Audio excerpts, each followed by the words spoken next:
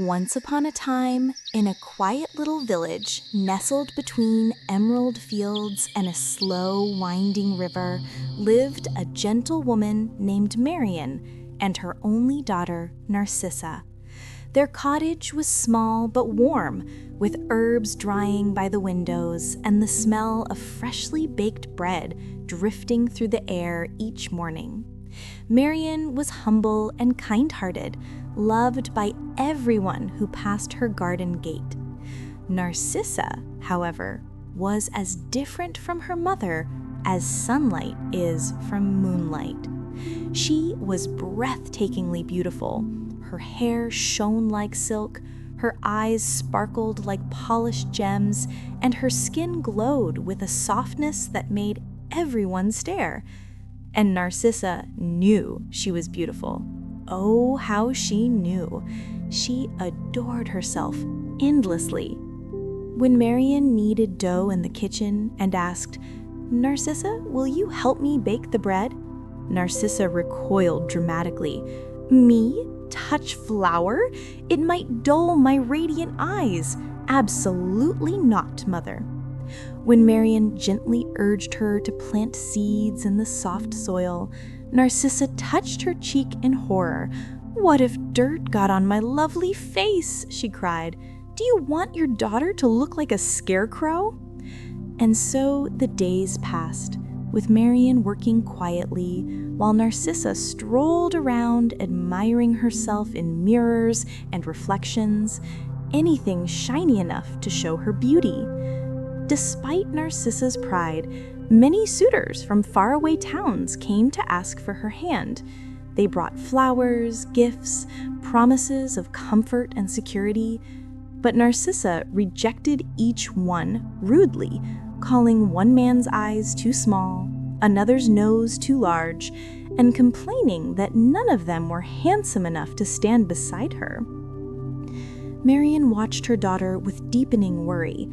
"Beauty fades," she whispered more than once, "but kindness makes a heart shine forever."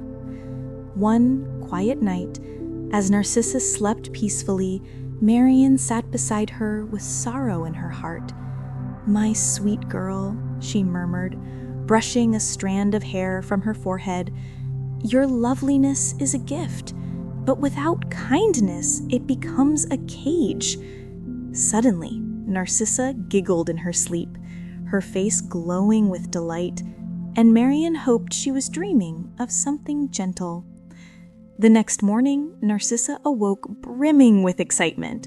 She described an extravagant dream, a prince arriving in a golden carriage, wearing clothes made of pure gold, taking her away to a palace glittering like the sun.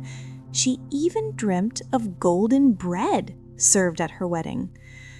Marian sighed heavily. "My dear, such dreams are woven from vanity, not truth." But Narcissa was convinced her dream was a sign. "Mother," she said proudly, "I deserve golden things, not the simple bread we eat here. I want bread made of gold." Marian's heart sank. Her daughter's obsession with luxury had grown stronger. That very day, Marian's childhood friends, Melly and Terry, came to visit. They greeted her warmly at the door, unaware that Marian desperately needed comfort. What Marian didn't know was that Melly and Terry were magical beings, fairy guardians who often roamed the mortal world disguised as ordinary folk.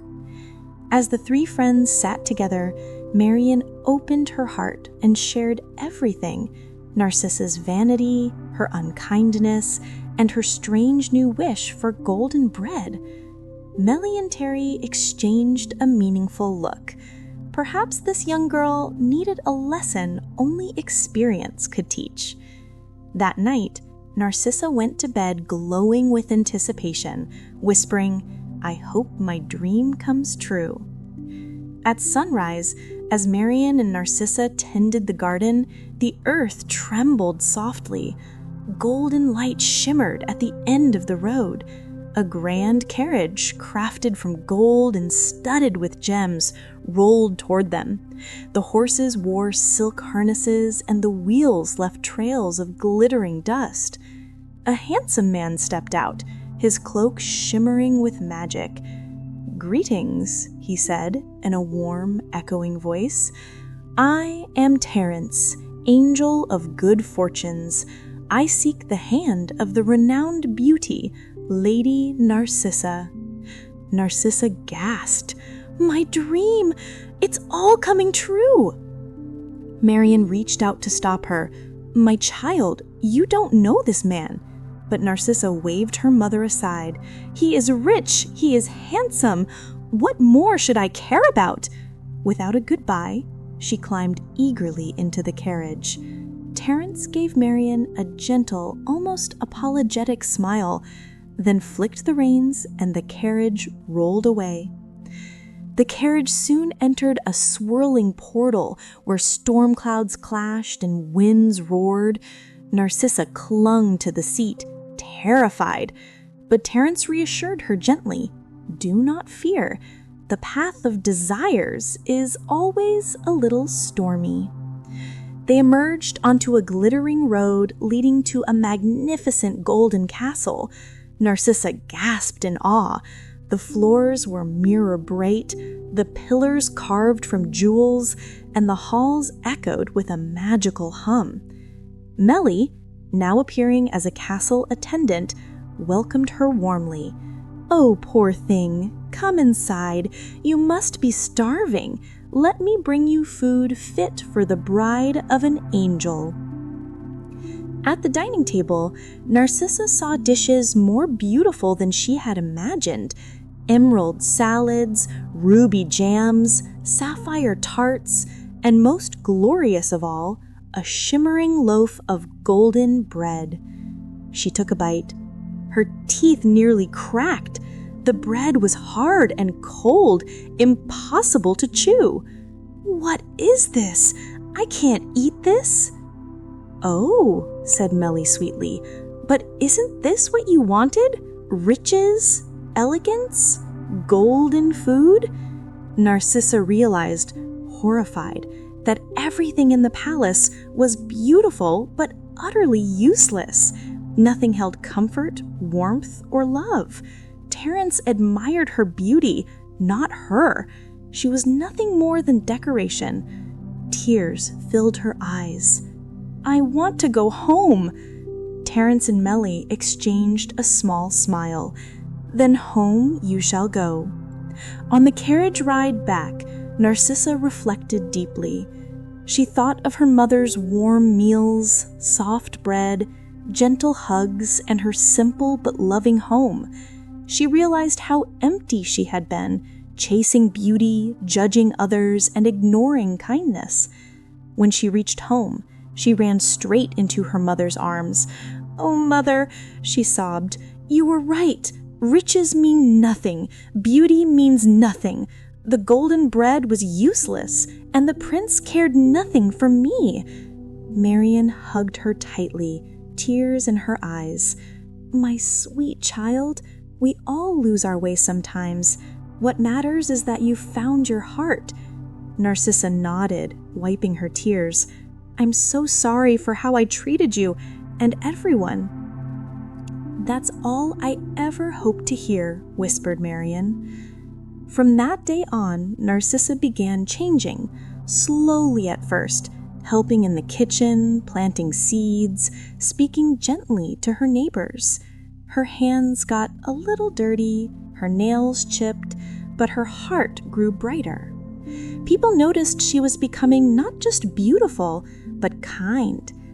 One sunny afternoon, Melly and Terry visited again. Marian told them everything that had happened, her voice filled with relief and pride. "She's a different girl now," she said warmly. "Well then, perhaps she no longer dreams of golden bread." Marian laughed. Not anymore. She glanced at Terry, whose eyes sparkled mischievously, and added, "You know, Terry, you do look an awful lot like that angel." Carrie winked. do I? The three old friends shared a warm laugh, grateful for the lesson that had finally reached Narcissa's heart. And Narcissa? She lived the rest of her days with kindness, gratitude, and a gentle understanding that real richness comes not from gold, but from love. And so, dear listeners, the tale of the golden bread reminds us that beauty fades, riches can be empty, but a kind heart shines forever. If this story touched your heart, please give it a gentle thumbs up, share it with a friend who loves magical tales, and subscribe to Nini Nights for more warm, enchanting bedtime stories every week.